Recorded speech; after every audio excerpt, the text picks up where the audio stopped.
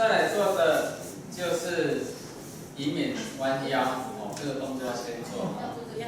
以免弯腰呢，跟各位讲一下，因为我在去年因为一场小小的车祸要做实验，那个马路柏油3重做的不好是硬的还是软的所以呢，那时候我出了一场车祸，那我的锁骨这边总共断5根，那腰呢也有去受伤，所以呢我在做动作上。锁骨这边1根，这边4根，总共5根。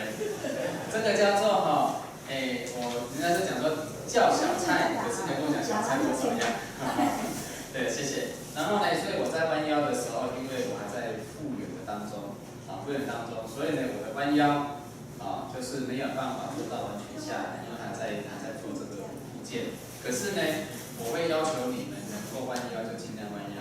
可是你跟我一样不同的方式有做过伤的，你只要弯到会酸就停了，酸就停，然后1秒、2秒、3秒、4秒、5秒慢慢回来。很酸，你千万不能马上拉回来，它就受伤了。很酸，你就慢慢的回来。要想要记住，好。那跟各位讲一下，以免弯腰呢。我们一样是脚为内扣，因为现在你之前都有些观念都有了我们一样是太极起势，它是有用到这个我们车轮式，有做到这个车轮式。车轮式这样下来的时候，我们的腰就像跷跷板，腰为履就微椎，它是个跷跷板。它这个跷跷板呢，它是这样子的，它放松身体。你脚这边你意念它是放松，它就弯腰了。如果你是用我自己的意识，我要弯腰，你绝对是头先下去的。为什么？头会带动你的身体。弯腰，你绝对是这样子，你会觉得你的背马上是拱起来的。如果你去尝试一个方式，弯腰，这边放松，意念是这边放松，你的头还是这样，对不对？弯腰到这个弧度的时候呢，头自然而然它就会下巴，自然的，你不用很刻意，它自然就向下巴。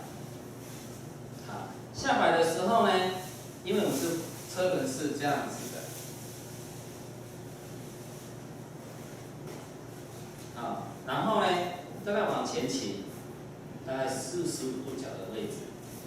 当你在做这个动作的时候，记住你的手指头中冲。感觉有鱼丝线一直给你往前拉，你就会形成你们看我脸部的变化，就会这样子。再往前，你就看我这边，它是在拉哦，拉起来起对，再往前，你看我身越来越结实，有没有？在头已经是拉到了往前，好，再上来，跷跷板一样这边放松。就起来了。你看我的手是这样子我车腿下去，放自然。对，一般呼吸都放自然。我们太极尺它做的叫做吐纳，吐就是从肚脐吸气，从肚脐这边，纳从这边进来。是这样子。我们现在都暂时先不讲这个来，各位请起来一次。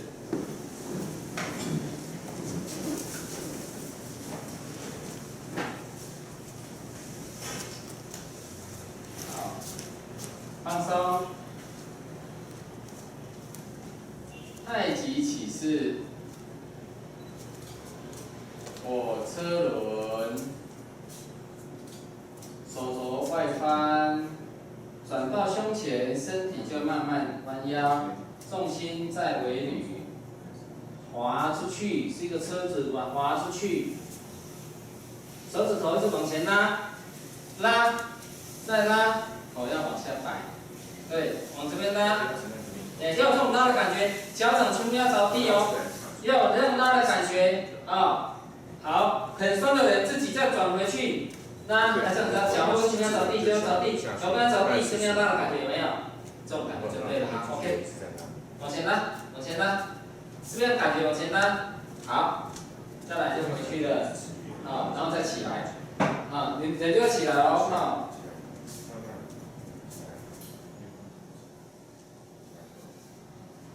哎，手都放松，对，啊，下出来，然后再下去，再下去。啊，那我们现在是不是这样过来，对不对？好，下去。好，是，拉过来有没有？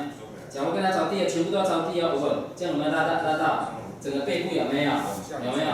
好，有这种感觉。好了以后，起来。啊，先这样子做这个动作啊。再往前，再下来一点点，往前拉有没有？脚后跟什么要着地？有没有拉？要这种感觉。你要拉到你的背部，整个都有拉到才是对的。自己感觉看看。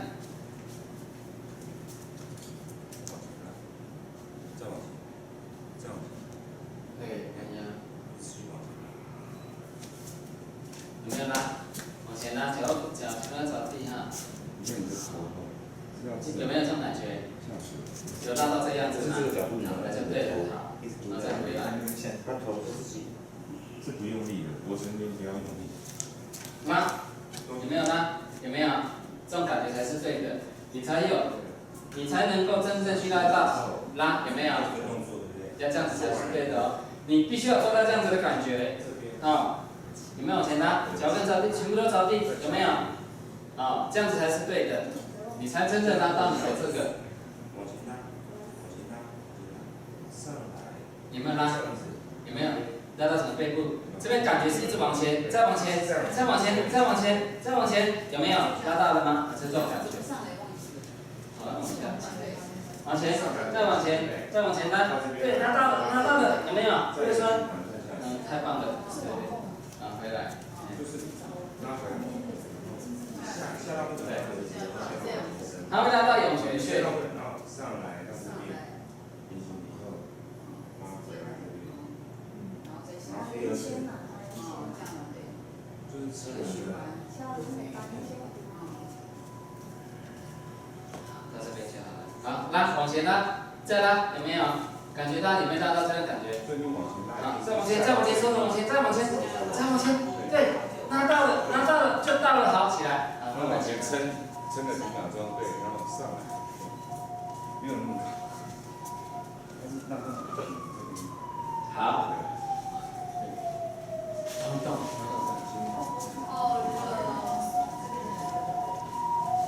想不想年轻？对对，我想要年轻，要做，真的这个要做哈。我本来受伤了之后，我靠什么方法去调理我的身体？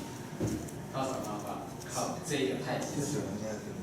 因为太极尺我对它很熟练，它可以动到我全身的经脉，所以医生就讲了一句话说，我医学上来讲，它能称为奇迹，因为我断的位置是神经丛都有伤到的，那我复健的很快，所以我感谢太极尺，所以才跟各位做这一项。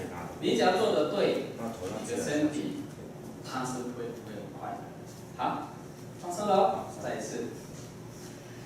一定要有拉到的感觉，你有拉到就对，拉到的时候开始，你就一有拉出去，好酸好酸，开始数1秒、2秒、3秒、4秒、5秒，然后慢慢起来，呼吸不要憋气，你很酸就吐气都无所谓。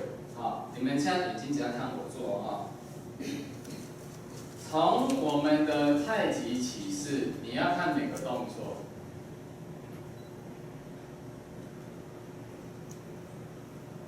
它是画一个圆，嘎吱窝里面也是一个圆，然后转下来的时候到胸前是一个圆圈，这边都是圆圈，我就开始下去的人就开始弯腰，重心观想在尾闾，然后这样下来的时候就开始画出去了，有没有？是不是这样子？就画出去的时候就是这个角度，你要觉得你的手指头绷紧，一直拉，头记住是要下摆下来。拉，好酸好酸，开始转。你会拉什么？拉到你的涌泉、骨根、脚趾头，尾中全部上来，太溪、昆仑，包括你们的经脉、阴陵泉、血海，全部都会拉到。好，OK， 我们就再来一次，放松。太极起势，车轮式。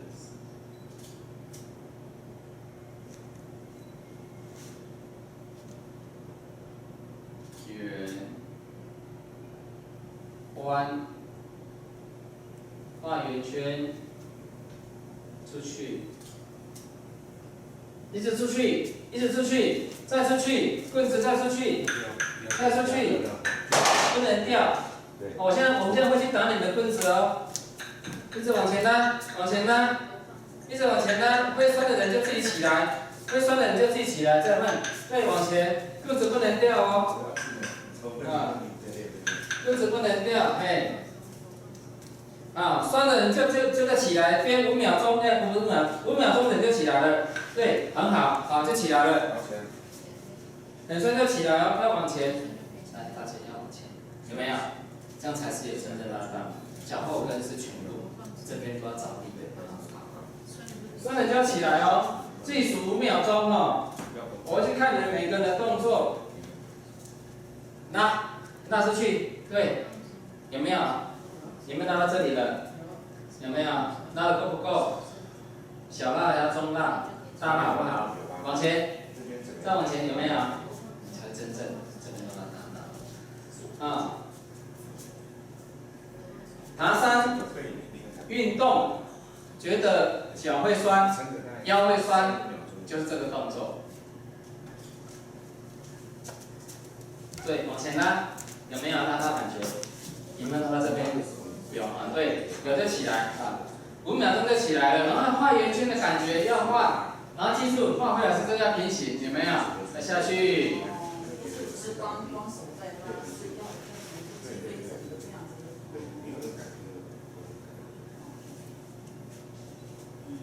拉，好，回复原来的动作，团体再练一次哦哈，恢复原本的动作，统一，放松，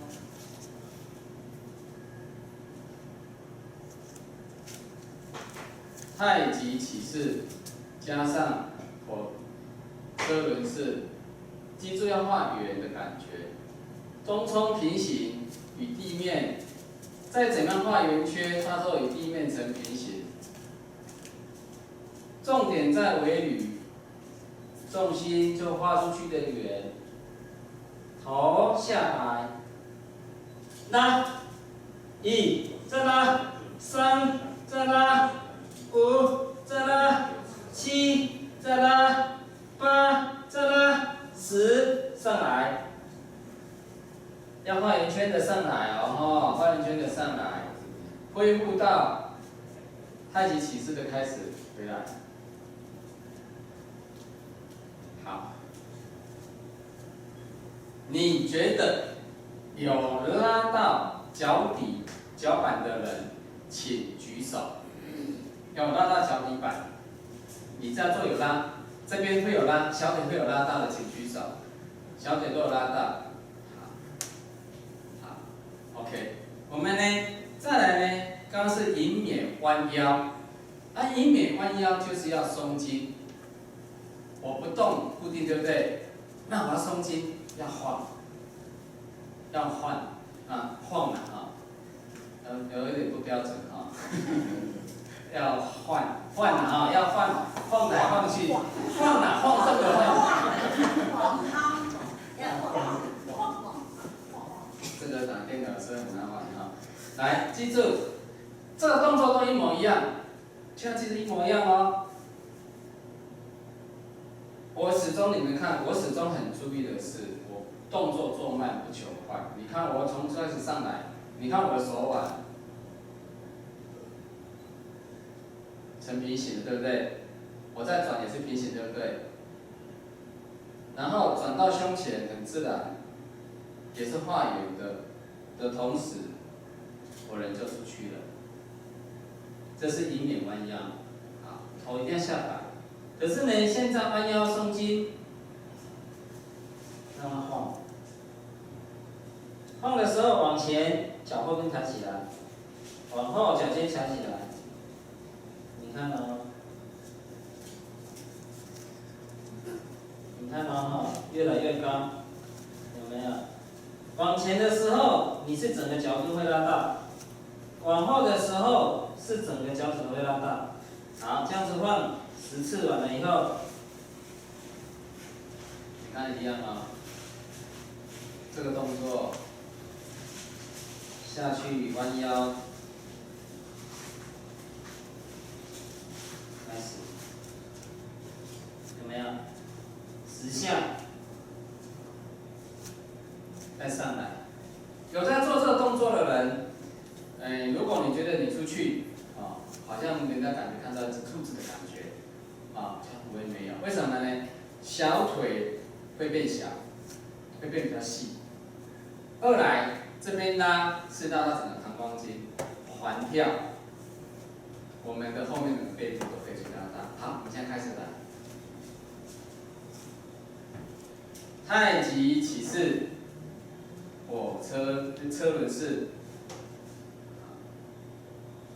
一样转进来哈，转进来跟车轮式都一样转进来，重心在尾闾，弯腰，头放松，头部下坠了，对，好，开始晃，不错哦，有些同学有练。慢慢幅度由小慢慢变大，因为你一下子大，你可能就会飞出去，因为我们空间有限，我怕会大家互相撞到。你在晃的时候，你必须要去拉到你的脚后跟，到你整个的腰，整个腰，你手臂要放松，上手臂一定要放松，它才可以自己晃动。这边放松，重心是在中指。晃，有没有很轻松晃？你让它咬就好了，头往下，放下，让它去咬。这边放松，这边放松，肩膀有没有？重心这边有没有？这样子有没有？好，往前有没有？往前拉有没有？你要感觉这边有没有拉大了？这样就对了哈。你一定要放很轻松，这边要放松，肩膀要放松。对啊，对，这样中摆对，然后脚后跟、脚尖、脚后跟，对，好棒哦。摇，有没有？这种感觉。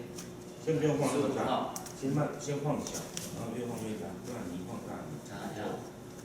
先不用晃到那么。摇拉过来了哦，拉过来了有没有？手是自然的。记住你们的中指一定要继续。重心都在中冲，对，中冲就是你的中间手指头，但是你太重心是在那里。不要放松，你做的很好，对了，你做的很好，放松你继续做，你刚做的很好，有没有？动作可以变大，脚后跟可以抬起来，脚尖可以翘起来，你变得有点在控制你的手，可以去，然后那技术对，你要在控制，只要能打动你，这也是困难。有效，但是你只要要自己它就会提醒自己，不会不可能，因为你事实上是有比较松，是有比较。向后压的是以我个人的受伤，都绷得很紧，有时候只有这个脚，是上半身绷，如果上半身的动作，你的脚还是对这样。会很酸，是因为你这边没有拉开来，才会很酸。继续做这个。很痛苦吧？代表你拉对，代表你拉对，好。好，各位恢复到原来的动作，大家放松，放松。好了啊。当你会酸，你会怎样？你就可能会去踢啦，脚动一动，有没有？这叫什么？人的本能会告诉他我要如何放松，对不对？你觉得这样子动动，比较舒服，代表有效。所以人会帮自己找动作，你这动作可以做个什么？比如说我姓李，叫李氏晃动法，陈氏晃动法，那是个人的感受，因为很多的功夫都个人感受，可是个人感受到了下一个人，他可能就不一样。但是如果要达到他的感受相同，你就要做到他的动作，啊，是这样子，是不一样。好，那我们再来呢，手苗太极，啊，手苗太极呢，重心是在哪里？手肘，叫手肘球，重心在这边。那重心在这边的时候，你去瞄，它原则上它是不动的，啊，你先看我这样子动作哈，你去想，画一个圆圈。你要用这里哦，中冲去画一个圆圈，但是这是圆规，这是一把针，我们这针的圆规有没有？是在这边，这是要画线的铅笔有没有？你去观想这样就好了。我要如何借由这样子，这边是固定的，然后我如何去画一个圆圈？你可以画一个圆圈，好了。各位请注意看我，这个动作好像很小，啊，可是你们去注意观察到它的差别点的时候，你看哦，它绝对都是平行的。它这样子过来的时候，是这边是松的，你是这边推过来，我没有出力。好，各位请来，手上握着它，你们感受看看哦。请你们右手推向左侧，推过去，大力推过去，大力推过去，大力去推，好，放松。你们在推的时候，有没有觉得你们左边在出力，在抵挡它？有没有？大部分都有，大部分都有，大部分就错了。为什么？因为你给他多少？他给你多少？你对我施压，我反弹你多少？物极必反，千万记住。你们现在是如何？我要推过去，我左手又不用出力，有没有？是不是？我只是用我的右手往旁边轻轻的这样顺圆圈，我车轮的方式推过去，有没有？你们觉得你们的左手在出力？没有，对不对？好。如果一般，我们现在请那个张老师上前面一下啊。谢谢。当他要往这边过来的时候，你去注意看到他这边哦。请你往这边过来的时候，它这边是鼓起来的，这边是一鼓，这边就是软的，这边开始蓬了，这边是软的，它才会过去。所以这边是蓬，这边的外侧它绝对是软的，它这边是软的，这边绝对是蓬的。这是人体最起码，如果医学上认证的宫体学。我们的本身的肌肉对应之侧，好了。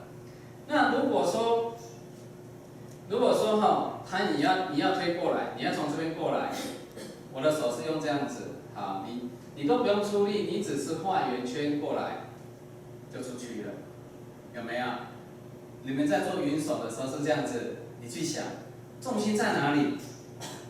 这个就是你的圆规。这个就是要画这个线，有没有？不用出力，你只要画圆圈就好了。我要去出力，我要出力，我要进去。他画圆圈哦，你不要觉得我要被你给弄走，有没有？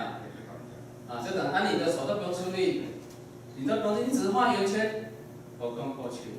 可是呢，当他在晃的时候，我要看他哦，他这边它是一个死角。它是一个死角的时候，就过去了，就按着轨啊。所以说你去想象，我这样子好，再来画圆圈，手都是不动的。他用这个中冲再画圆圈，画大，手肘千万不能低于90度，放松，你手再放松，放松，有没有？感觉就不一样了。所以说是在于你的推过来画圆圈，它的力道是最强。轮胎越圆越强，轮胎稍微有个凸就不强，好不好？我们现在大家来画开始，谢谢。我们请那个严老师跟王老师一起我们来教跟同学好，预备起，开始画圆圈。你觉得怎么画？记住哦，有人犯规，有人犯规了哦，不行。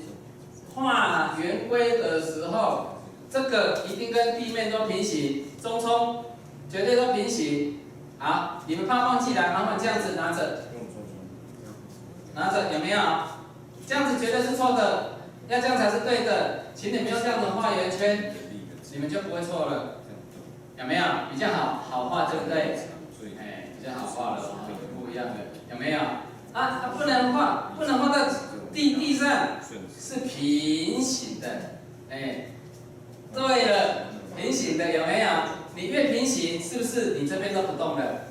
你会感觉这边是不动的啊，很好很好哦，90成是对的，90成是对的不要出力，你不要出力，圆规画得好，你只要轻轻一转，它就是360度了，360度，画圆圈绝对是平行的，中冲跟地面绝对是平行的。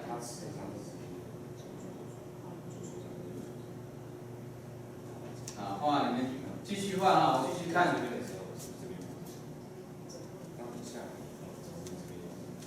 中指绝对跟地面是平行，画圆圈，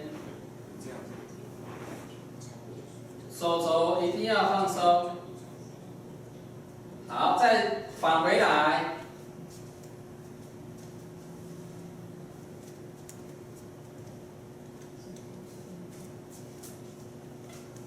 好，各位，我请那个，各位来请一个同学，各位都请过来，请一个同学手放在我这边，我现在手在流汗，来，谁愿意放在我这边的，请放过来，放过来，好，请你们手一个一个靠一个。手一个靠一个，一个靠一个，一个靠一个，来，一直这样过去，一直靠过去，一直来。我要让你们去感受到那种什么叫，对，交叉如果愿意叠上去，我也无所谓，好了吗？你们都很轻松哦，你们都不要出力哦，好吗？好了，去感受方正就好了。老师在讲的一个是，这样子，我要这样是轻轻往这边。你看我这样轻轻是不是往这边？你们看到我这边是不是鼓的？你觉得我这边是很比较力量，对不对？好，这样子的过来，这样过来有没有？是不是这样子？我很轻松。可是呢，我如果再过来的时候，我如果加上我的身体，因为每个人的重心不一样，你看我都没有出力哦，我只是一个圆圈，有没有？你们去感受看看那个力道，我没有出力哦，对不对？因为你们在出力，所以我借你们的力，我只是借你们的力来推动我，是不是这样子？你们推快，我跑快；你们推慢，我跑慢。所以我只是一个车轴，你们在动我而已。其实我没有力，是你们的力量给我。所以你们刚刚我已经吸星大法，吸到大家的气。所以老师下为例过。好，那这个就是我们要练的手苗太极。我再讲一次，手苗太极它绝对不出力，它只是利用画圆规的道理。你要怎么样的圆规才是对的？千万记住，从头到尾中冲一定跟地面，中指跟地面是平行。你只要怕忘记，你就用这种方式，用这种方式画圆圈，画圆圈，画圆圈。你只要记住它是画圆圈，画得越圆，你如果画得越圆，你记住你的手肘都固定的。那我们这边的教室道场呢，我们这边有心轮、脊轮、喉轮，你可以按照你个人怎么样的方式，你想要画哪一个圆，你就看着它去画这个圆，一样会有功效。各位现在请坐。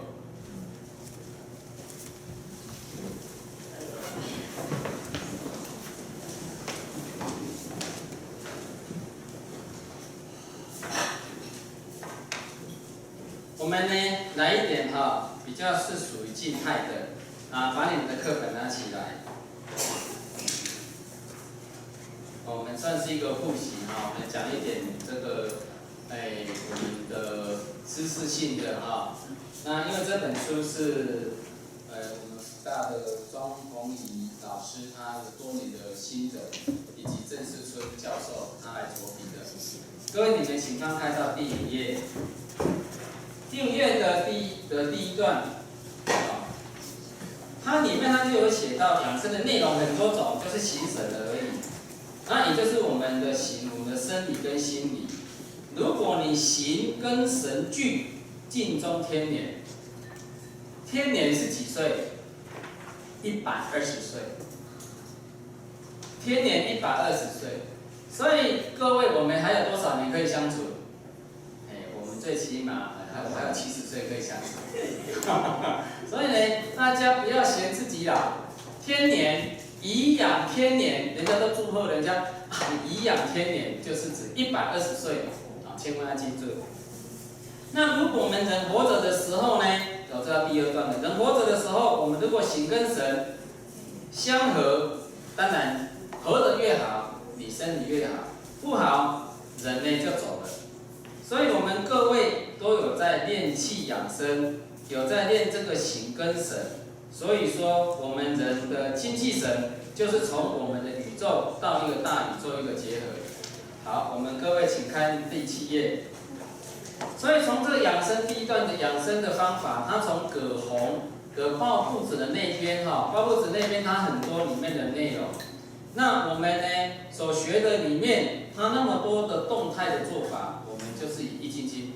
易筋经里面，我们说的太极尺，太极尺里面就含包括了什么？我们在所讲的阴阳的理论的种种。所以呢，这个气在我们人的经络中的运行。经就是指我们大条高速公路南到北，那个叫经。络我从哪个交流道下去，它称为络。所以呢，经跟络它是主干线跟副干线。那我们人在做的时候，有些人他讲，老师为什么我的气那边会怎么？老师我的气为什么会哪边会有怎么样？恭喜你，你已经下交流道了。你的身体的气已经开始在分布出去了，那是一个好事。可是如果要你易手到哪里？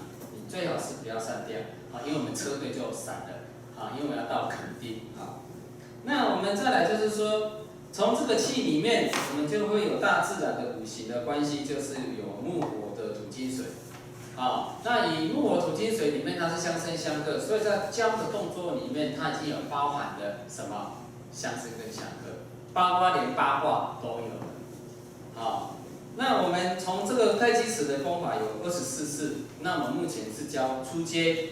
初阶如果做得好，你们的身跟心理，它一定都能够得到某方面的和谐的状态。各位请看第8页。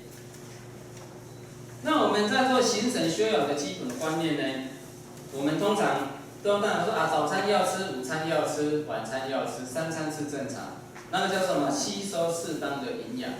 你适当营养的补充，吃到饱就好，不要吃到太饱你吃到太饱的话，是你为身体开始形成一个付出你要多少，它就失去多少了那我们人家说我们要养神第2段里面它的养神，主要是心理上的精神的状态。好了，我们如何把这个化为我们最好的喜悦？而把惊恐都化为一个平等。那我们人呢？从我们的先天气，就是我们人，就是身体的物质的精。那我们的人体的形体跟精神的合一，就是神气2者，就是在最后一段。我们看第9页。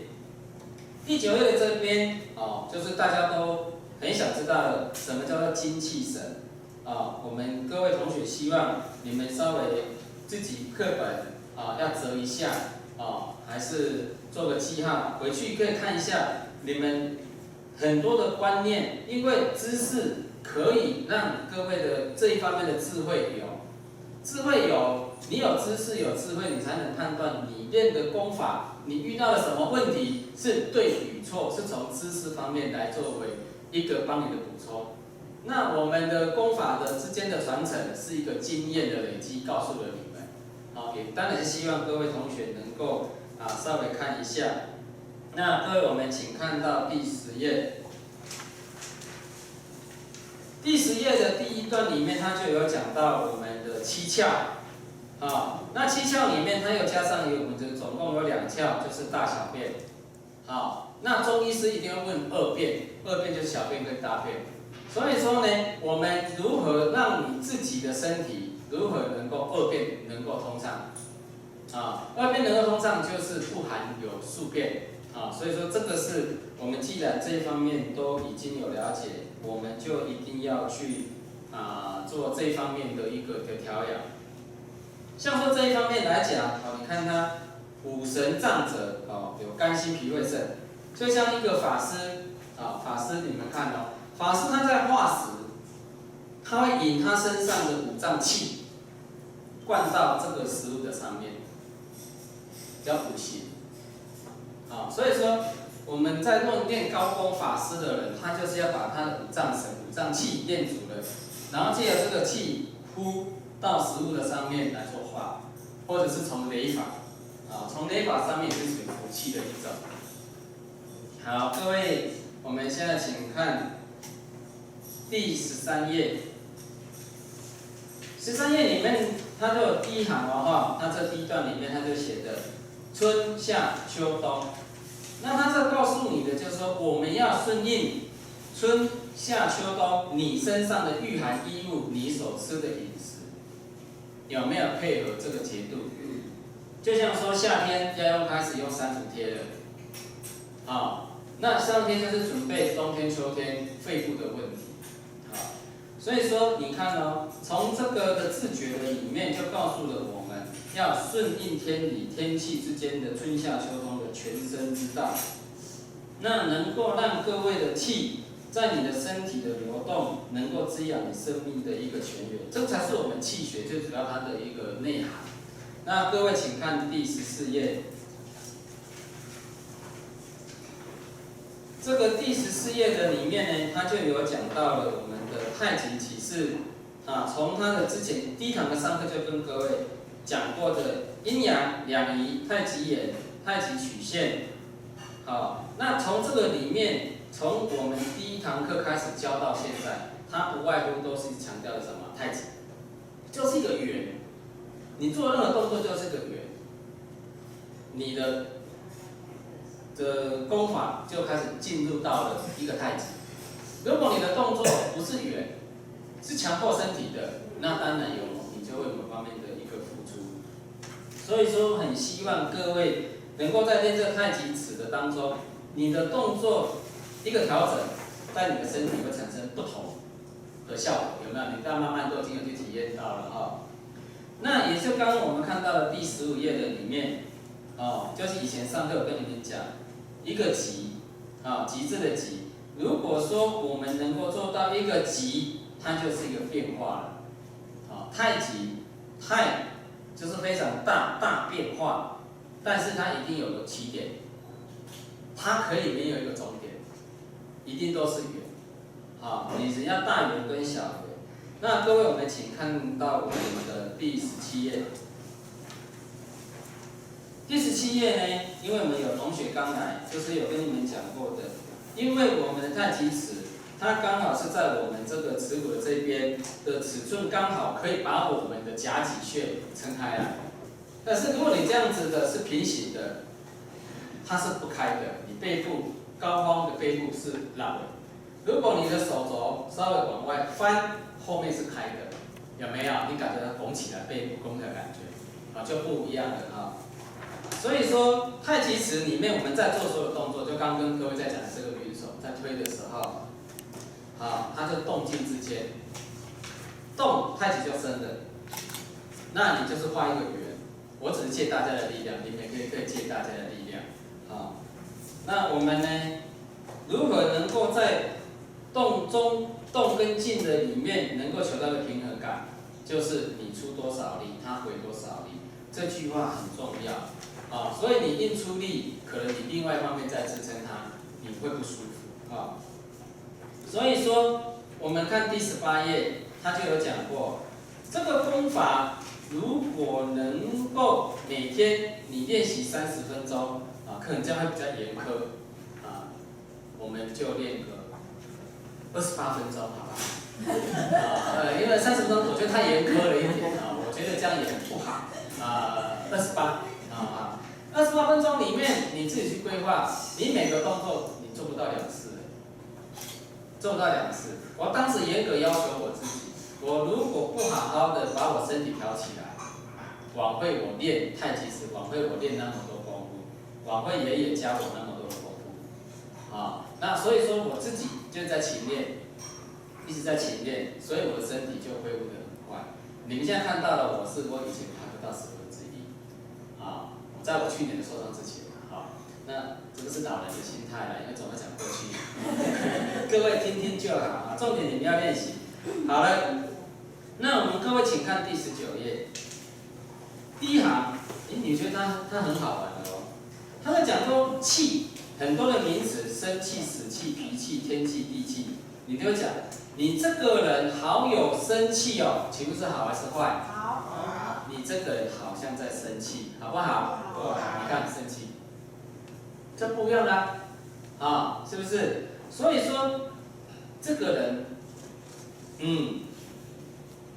他已经死气了，没了嘛。可是他死气里面他讲了一句话还有气你这个人死气沉沉，好不好？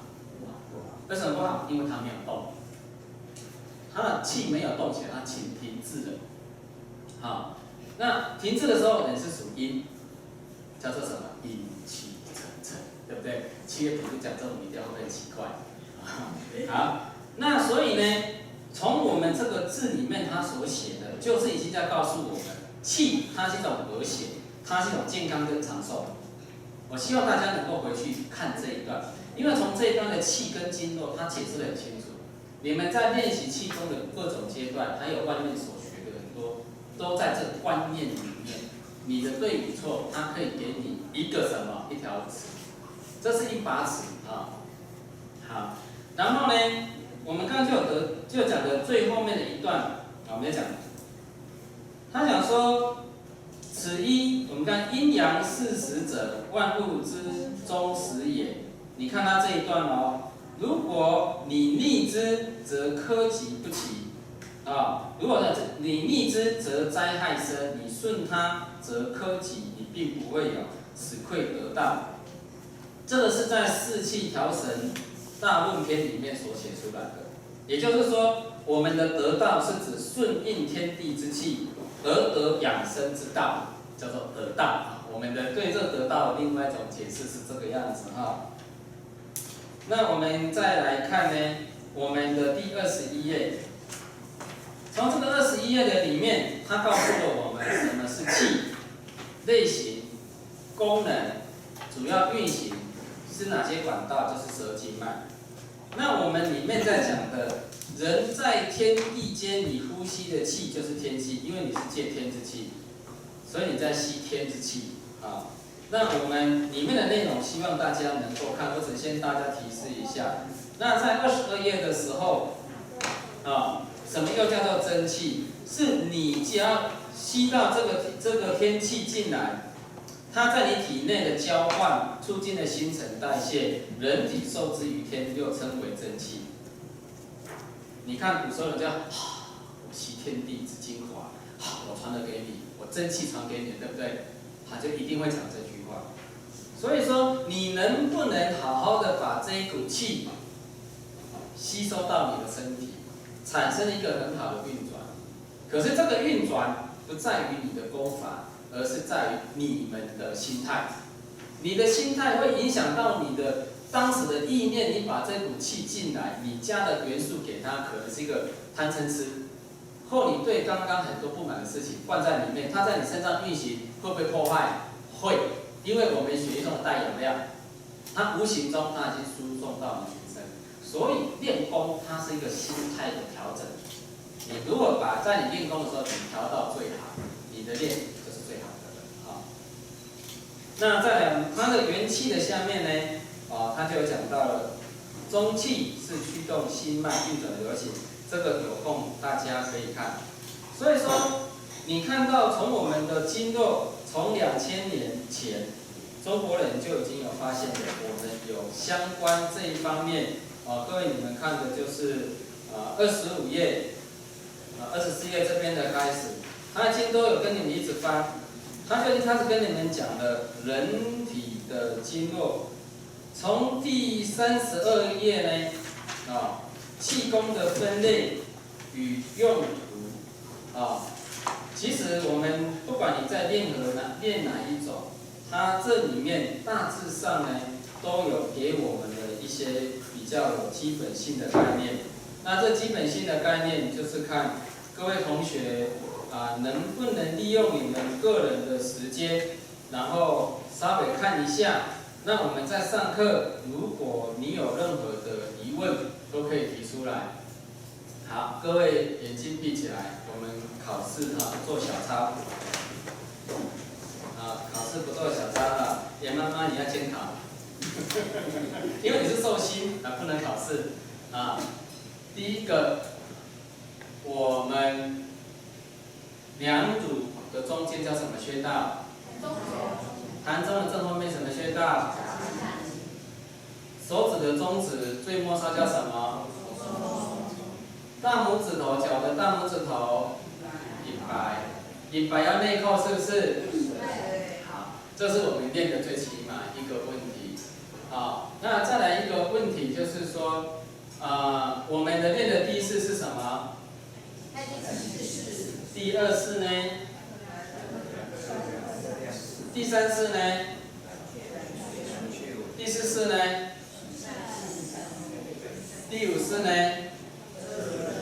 第六式呢？今天以免弯腰，弯腰要变成什么？耸筋。再来呢？第八式，手描太极。好，手极这个太极起势，第一个动作是不是手指头中冲要与地面什么？